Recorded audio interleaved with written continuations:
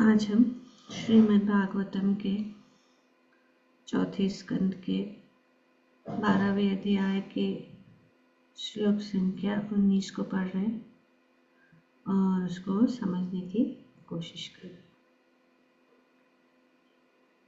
तो हम देखते हैं कि ध्रुव महाराज बद्रिकाश्रम जाके ध्यान करके प्रेम के स्तर पर पहुंच गए और जब भगवत प्रेम प्राप्त होता है तो उनके कुछ लक्षण होते हैं। उसको कहते अष्ट सात्विक विकार, जो पिछले श्लोक में बताया गया कि ये अष्ट सात्विक विकार जब प्राप्त होता है तब वो अवस्था आ जाती है जहाँ पे हम मुक्त लिंग हो जाते हैं। मुक्त लिंग का मतलब ये है कि हमारा जैसे कि हमारा ये दो शरीर है, स्थूल शरीर और सूक्ष्म शरीर। तो ये अवस्था जो बताया गया है, मुक्त लिंग मतलब स्थूल शरीर, सॉरी सूक्ष्म शरीर, मन बुद्धि और अहंकार। तो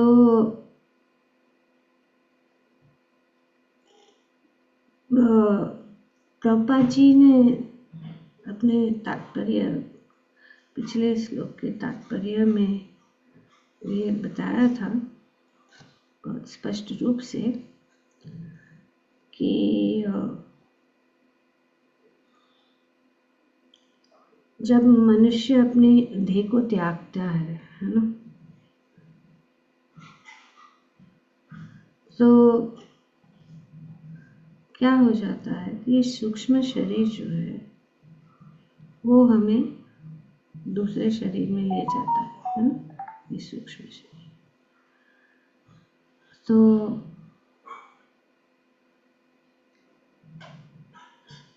हमें इस दैनिक जीवन में भी सूक्ष्म तथा स्थूल शरीर का अनुभव कर सकते हैं। स्वप्न में मनुष्य को देह बिस्तर पर पड़ा रहता है, हाँ, तो बिस्तर पर पड़ा रहता है सपने में, किंतु सूक्ष्म देह आत्मा अर्थात जीवात्मा को दूसरे परिवेश में ले जाता है। तो ये ऐसा ही होता है मृत्यु के समय। और किंतु स्थूल देह को बनाए रखना होता है, इसीलिए सूक्ष्म देह वापस चला आता है ना, क्योंकि हम जीवित है, सपने में हम दूसरे परिवेश में चले जाते हैं। पर क्या होता है, ये सूक्ष्म शरीर जो है वो जाता है दूसरे जगह परिवेश में, किंतु स्थूल शरीर देह को बनाए रखना होता है, इसीलिए सूक्ष्म देह वापस चला आता है और स्थूल देह में पुनः बस जाता है। तो इसी प्रकार से जब मृत्यु होती है, ये जो सूक्ष्म शरीर जो है अपने इच्छा के अनुसार दूसरा शरीर में जो है प्राप्त कर लेता है। अतः मनुष्य को सूक्ष्म देह से भी स्वतंत्र होना पड़ता है। सूक्ष्म देह से भी स्वतंत्र होना पड़ता है और ये स्वतंत्रता मुक्त लिंग है। तो ऐसा नहीं है कि हमें स्थूल शरीर, स्थूल और सूक्ष्म शरीर, और स्थूल और सूक्ष्म शरीर से हमें बाहर निकल के जो है वो अवस्था प्राप्त करनी है जहाँ से हम फिर से इस देह या दूसरा देह नहीं प्राप्त कर सकते। तो अब ध्रुव महाराज को दिव्य आनंद के कारण, भगवत प्रेम के दिव्य आनंद के कारण उनके नेत्र से अश्रु बहने लगे। उसको कहते हैं लक्षण। 8 प्रकार के हैं। तो अष्ट सात्विक विकार, शरीर में विकार हो जाता। तो ये विकार क्या है? इसमें 8 लक्षण है। पहला है स्तंभ। तो स्तंभ मतलब क्या? ये अंग्रेजी में उसको कहते हैं स्टंड, स्तंभ, स्टंड। और उसके बाद दूसरा लक्षण है प्रस्वेद, मतलब पसीना, पेस्पिरेशन। ये दूसरा लक्षण। उसके बाद में ये जो भाव वो क्या होता है? दूसरा लक्षण वो है रोमांच। रोमांच मतलब रोमटे, पूरे शरीर में रोमटे, हेयर स्टैंडिंग ऑन एंड। दूसरा है गदगद, मतलब बोल नहीं पाते, मतलब faltering of voice in English it is called. और आगे कौन सा है? स्तंभ, प्रस्वेद, रोमांच, गदगद, वाणी, वाणी जो है गदगद हो जाती है, कंपन मतलब ट्रेम्बलिंग, शिवरिंग,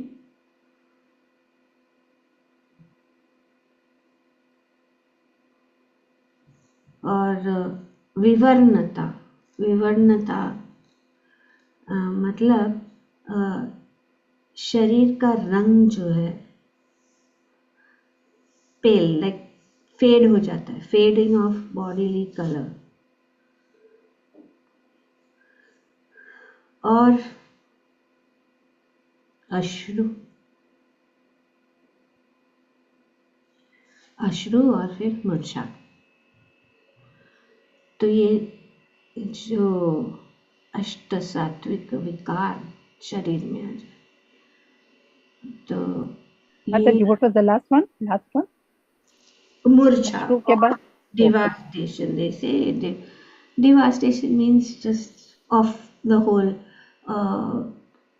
subtle and सूक्ष्म और स्थूल शरीर का बिंदु खत्म हो जाता है, वो मतलब नष्ट हो जाता है। इस प्रकार से ये सेपरेट हो जाता है। तो ये शास्त्र में ये सब बहुत ही स्पष्ट रूप से सब चीज़ें बताई गई है। तो कोई ऐसा नहीं कह सकता है कि वो ऐसा क्या बोलते हैं, प्रिटेंड नहीं कर सकता है कि उनको भगवत प्रेम प्राप्त हो रही है। ये लक्षण है, इस लक्षण को से हम पता लग सकता है। सो यहाँ पे वो दिव्य आनंद के कारण उनके नेत्रों से सतत अश्रु बहने लगे, उनका हृदय द्रवित हो गया उठा और पूरे शरीर में कंपन तथा रोमांच हो आया। भक्ति की समाधि में पहुंचने से ध्रुव महाराज अपने शारीरिक अस्तित्व को पूर्णतः भूल गए, दैट इज डिवास्टेशन, और तुरंत ही भौतिक बंधन से मुक्त हो गए। तो ये भौतिक बंधन से वे मुक्त हो गए, और ज्यों ही उनकी मुक्ति के लक्षण प्रकट हुए तो उन्होंने एक अत्यंत सुंदर विमान को आकाश से नीचे उतरते हुए देखा। मानव तेजस्वी पूर्ण चंद्रमा दशों दिशाओं को आलोकित करते हुए नीचे आ रहा है। तो यहाँ पे भी वर्णन है कि कैसे दिखता है। तो ये दृष्टि कब प्राप्त होती है? जब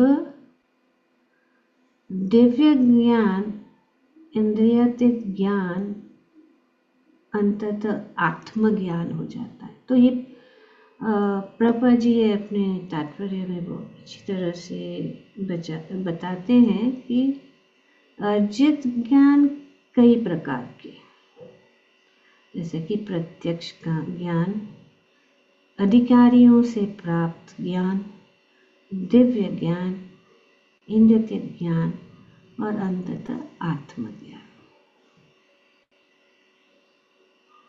तो ये 5 प्रकार के ज्ञान है। तो इसको बताया गया प्रत्यक्ष और परोक्ष। प्रत्यक्ष मतलब जो हम प्रत्यक्ष अपने इंद्रियों से देख सकते हैं, उनको स्पर्श कर सकते हैं, एक्चुअली फील कर सकते हैं, सुन सकते हैं, ऐसे वो उसको कहते हैं प्रत्यक्ष। पर वो ज्ञान जो है वो पूर्ण नहीं हो सकता, क्योंकि ये हमारी जो इंद्रियां हैं वे पूर्ण नहीं है, तो उनमें दोष है। तो इसीलिए हम उस ज्ञान से हम जो है समझ नहीं सकते बात ठीक से। तो ये परोक्ष ज्ञान जो ऊंचे हायर अथॉरिटी से जो आता है उसको कहते हैं। तो और अपरोक्ष है जो अपने इंद्रियों से हम कोशिश करते समझने के लिए। और तो जो ये दिव्य ज्ञान है या आत्मज्ञान है वो अधोक्ष है। वो अधोक्ष जो है और अप्रकट है। अप्रकट जो ज्ञान है वो आध्यात्मिक ज्ञान है, क्योंकि वो प्रकट नहीं हो सकता है, क्योंकि हमारे इंद्रियां जो है उनको प्रकट नहीं करने देते। तो हमारी इन इंद्रियों से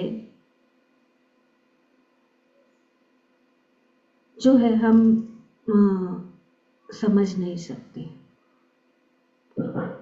तो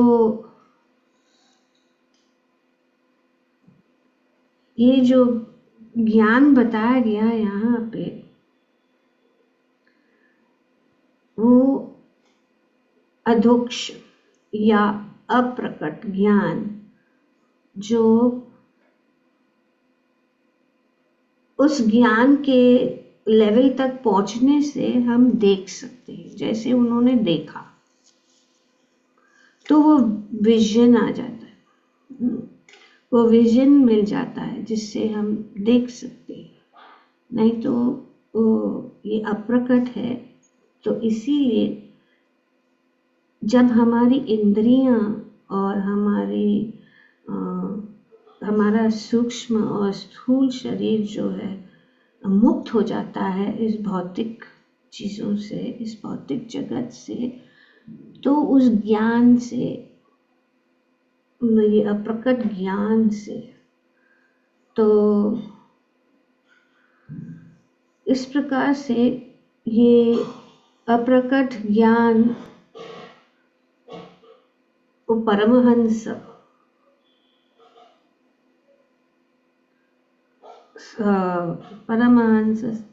जो स्टेज पे अनुभव किया जा सकता है।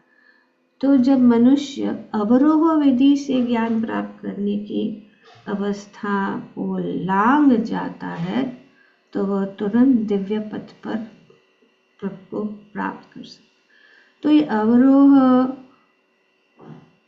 और आरोह, अवरोह मतलब नीचे से ऊपर, उसको कहते हैं असेंडिंग,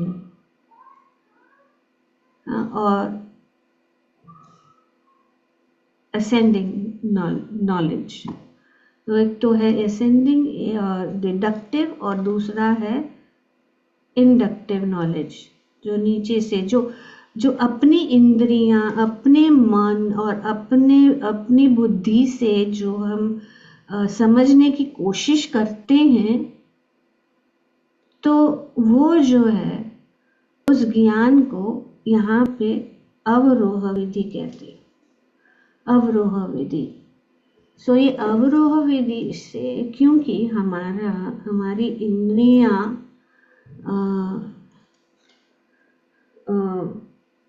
अपूर्ण है और भगवान अधोक्ष जो है, जो इंद्रियों से परे हैं, तो उनको अगर हम समझना है तो हमें इन इंद्रियों से मुक्त होना है। So a very deep philosophy, but it is not difficult to understand कि ये प्रोसेस। तो दिव्य पद, ये आत्मज्ञान से हम दिव्य पद को, तो आत्मज्ञान क्या है? आत्मज्ञान मतलब जो जिस तरह शुरू होता है जब हम समझ लेते हैं कि हम ये शरीर नहीं है, हम आत्मा है, और शरीर के साथ जो कुछ भी संबंधित चीजें हैं उससे हमें काटना है या उससे दूर रहना है। तो अगर हम भक्ति में आगे और भगवान के रस को अगर हम अनुभव करना चाहते हैं तो ये विधि यही है, ये आत्मज्ञान। तो आत्मज्ञान मतलब हमें इस भौतिक जगत से जितनी भी चीजें हैं उससे हमें विरक्ति प्राप्त होनी होगी। जब तक ये दो चीज साथ में नहीं जा सकती है, हमें इस भौतिक जगत की जो चीजें हैं धीरे धीरे हम उनसे विरक्त होना है। तो विरक्त होना मतलब क्या है कि simple living, high thinking, very easy way, साधारण जीवन और उच्च विचार। तो इस साधारण जीवन को जीना है। साधारण जीवन का अर्थ है जो हमें शरीर के लिए, आत्मा और शरीर को एक रखने के लिए जो भी चीजें हैं उसको अपनाना, जो जरूरत से ज्यादा नहीं, जरूरत नहीं है उससे नहीं। और ये विधि भी बताई गई है और सब कुछ जो है शास्त्रों में बताया गया। अब तो ये ज्ञान जो है, जो भौतिक ज्ञान है, वो जो ज्ञान है वो पूर्ण नहीं है। तो शास्त्र ही जो है ये शब्द प्रमाण है, उसको शब्द प्रमाण कहते हैं। तो जो शास्त्र में जो बताया गया है वो अगर उसके अनुसार अगर हम पालन करेंगे तो हमें जरूर सफलता प्राप्त होगी। और शास्त्र में बताया गया है, भगवद गीता में बताया गया है। तो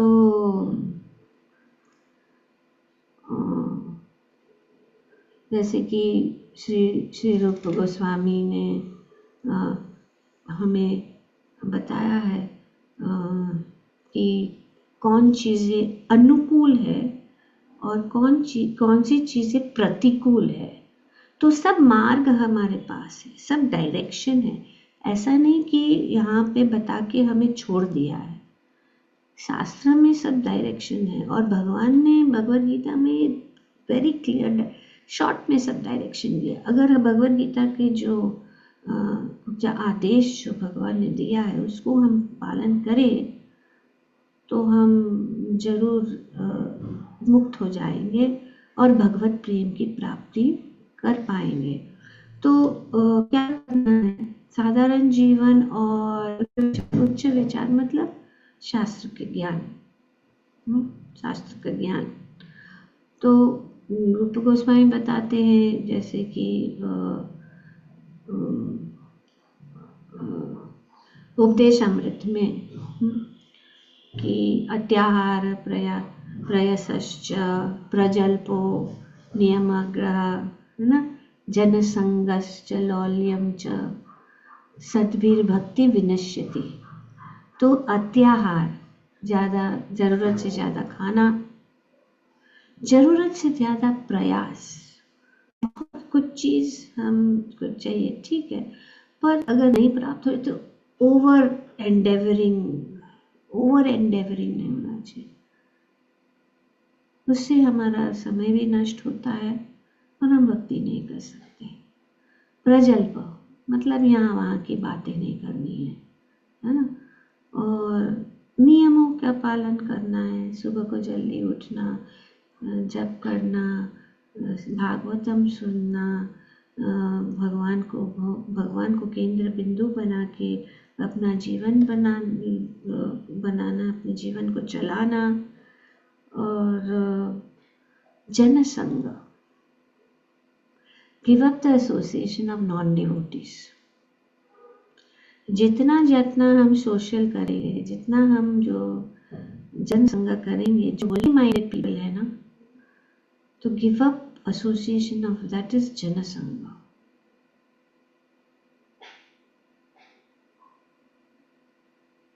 लौल्यम मतलब बहुत ही जो है क्या कहते हैं, ग्रीड, लालच को छोड़ देना है। और ये सब चीज़ें जो हैं इससे हमारी भक्ति नष्ट हो जाएगी। और भक्ति को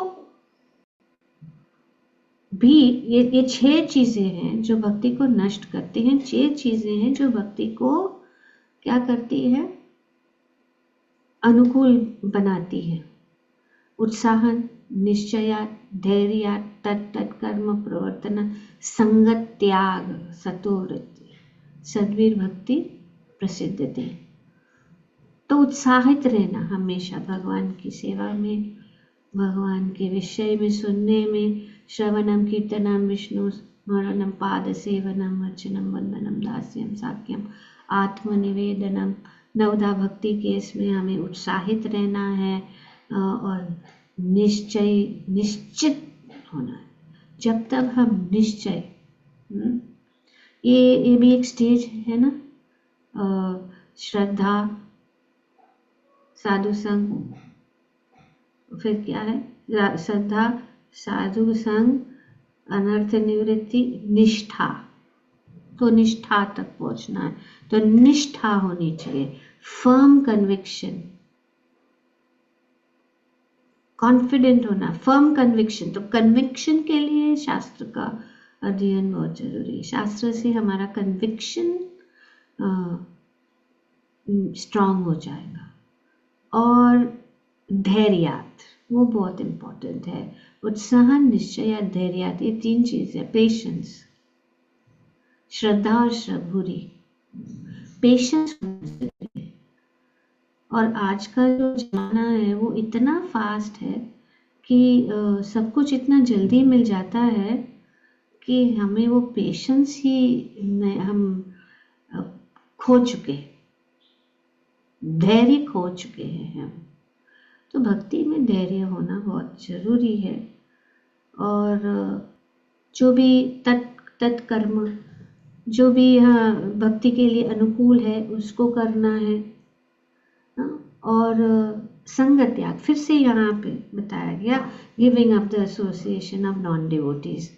जब बिल्कुल जब एब्सोल्युटली जब नेसेसरी है ना कि इसके कारण हमारा रिश्ता और कुछ संबंध बिगड़ जाएगा तो फिर ठीक है, पर ज़्यादा भी नहीं, थोड़ा सा ही रखना है संग, ज़्यादा नहीं रखना है संग ये भौतिकवादी लोगों से। जितना उनसे दूर रहेंगे इतना है। एक्चुअली भक्तों को अच्छा भी नहीं लगता है, तो घुटन सी होती है उनके संग में, क्योंकि उनका सोचना विचार इतना सब मटीरियलिस्टिक है। हर समय वे सिर्फ सोचते हैं कि किस प्रकार से वे जो है सब कुछ प्राप्त करें और दूसरों के बराबर बनने के लिए कोशिश करते हैं। और फिर क्या है कि हम उनको साथ रहते हैं तो फिर हमारे में भी ऐसी इच्छाएं हो जाती है ना। वेरी वो जो छींटे तो हमारे ऊपर गिरेंगे ही, है ना। और हम तो शुद्ध है, हम पूर्ण स्वच्छ है, श्वेत है। और श्वेत के ऊपर एक छींटा अगर पड़ गया तो पूरा जो है पूरे श्वेत वाइट क्लॉथ के ऊपर अगर थोड़ा सा भी एक छींटा लग गया किसी चीज़ का, वो पूरा जो नष्ट हो जाता है। तो इसीलिए ये सब चीज़ें हैं।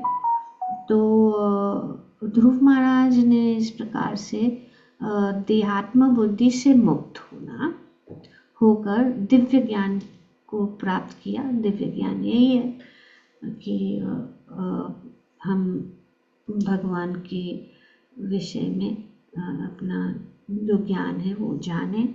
अतः वे दिव्य विमान को देख सकते थे। तो जब ये दिव्य ज्ञान चक्षुदान दिलोजय जन्मे जन्मे प्रभु से दिव्य ज्ञान हृदय प्रकाशित हो, तो गुरु और शास्त्र के कृपा से हमें जो है हमारे हृदय में, जैसे कि हमने देखा उनका ये लक्षण है, ये प्रकाशित हो जाएगा, ये अपने आप हो जाता है। तो और वो चक्षु जो है हमें मिल जाएगी, जिससे हम विमान को देख सकते हैं, आध्यात्मिक जगत को देख सकते हैं, भगवान को देख सकते हैं। तो जो पूर्ण चंद्रमा के समान प्रकाशमान है, तो ये दिव्य ज्ञान, और उन्होंने विमान को देखा। ज्ञान की प्रत्यक्ष या अप्रत्यक्ष अनुभूति से ऐसा कर पाना संभव नहीं है। तो ये प्रत्यक्ष ज्ञान और अप्रत्यक्ष ज्ञान से, भौतिक ज्ञान से हम नहीं देख सकते हैं। ऐसा ज्ञान तो भगवान की विशेष कृपा से प्राप्त होता है। तो ये भगवान का विशेष कृपा, भक्तों की कृपा, गुरु की कृपा, भगवान की कृपा, और इसी से ही हम जो है ज्ञान को प्राप्त कर सकते हैं और भगवान के साथ हमारा संबंध जुड़ सकता है। बहुत बहुत बहुत इम्पोर्टेंट है। ये ऐसा नहीं है कि जैसे कि स्कूल कॉलेज में जाओ और ज्ञान प्राप्त करो, और अगर नहीं होता है तो कैसे भी बोल के टीचर को पटा के या इसको पटा के हम जो है डिग्री प्राप्त करें, ऐसा नहीं है। ये नहीं हो सकता है।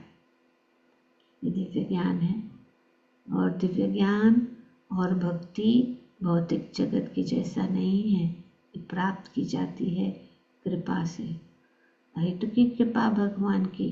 तो इसीलिए हम भक्त कृपा की शक्ति से ही जीते हैं, नहीं तो बहुत मुश्किल।